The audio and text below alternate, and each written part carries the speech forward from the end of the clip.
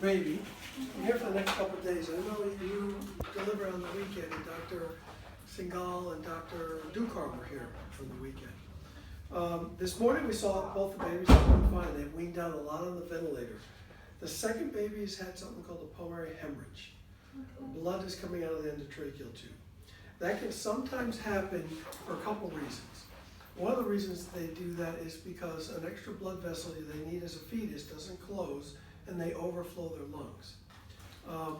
The problem that is I'm seeing now is the baby's going to a situation where the baby's eating up all the clotting cells right now, and it's going to start bleeding more, and I have to resolve this. Okay.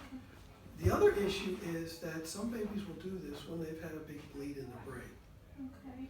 Now, when I examine the baby, the fontanelle, it doesn't feel bulging like a kid that would have that.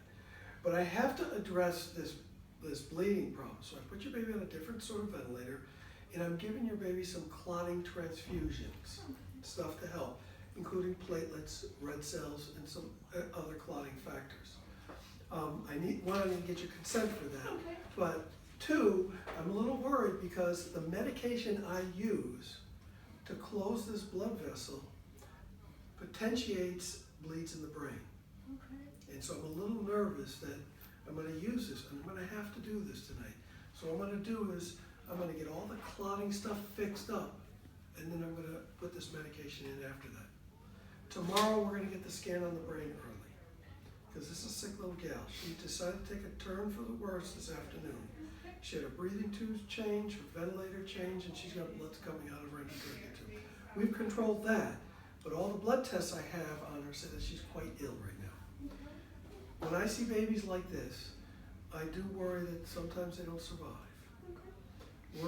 We want to go full court press, pedal to the metal on her right now, because there's a lot of things I can do for her. But I'll be honest with you, I'm a bit nervous about her right now. Okay? We're not ready to say it's enough. We have a lot more things we can do, but we're going to be doing a lot of things for her overnight, and we're going to be quite busy with her. Okay. All right? So she's gotten sicker. The A baby is right where the B baby was this morning. They're on low vent settings, and was thinking about taking them off the breathing tube. Remember, the second baby needed 2 doses of surfactant because the lungs were sicker. Right. And so she's always been sicker, and that's usually the problem. The first baby comes out, the second baby is stuck in there working their way out with the placenta that's starting to peel away, and they're getting into trouble right there. So they try to deliver them quickly. But sometimes the second baby gets into more trouble like this because it takes a little extra to deliver those babies. The first one comes first. The second one's they gotta get that one after. So tonight we're gonna talk a lot. We're gonna have a lot of conversations tonight because we're gonna be walking in 2-hour steps with her. Every 2 hours is gonna be a little bit different than the last 2 hours. I'm gonna assume that everything's gonna be great, and I'm gonna act like that right now. But if things are looking much worse, we're going to be honest and open and transparent and let you know. Okay. Alrighty? Mm-hmm. I'm sorry I had to tell you that, but that's what she decided to do on us, and we're responding to it. Okay. So she's going to get some clotting cells, then some red cells, then some platelet cells. She's going to get that all this evening, and at the end of that, I'm going to start giving her the medication to shut down this ductus arteriosus, this extra blood vessel that I think may be causing this bleeding in the lung. In the back of my mind, though, I always worry what's going on in the brain when all this is going on. Because there are a lot of kids that end up with strokes. And strokes in babies lead to cerebral palsy down the road. And sometimes the strokes can be so significant that it's just, the whole brain is damaged. I don't know that that's what's going on.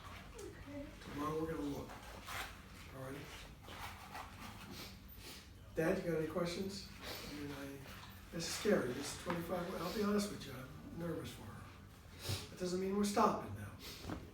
But I'm nervous for her. This is going to be a tough night for her. Okay. All right. So I need you to sign the consent for transfusion. We're going to give, as I said, the clotting cells first, then the blood cells, and then the platelets afterwards. All I need is a signature right where my X is. Right there. I don't think there's any alternative source of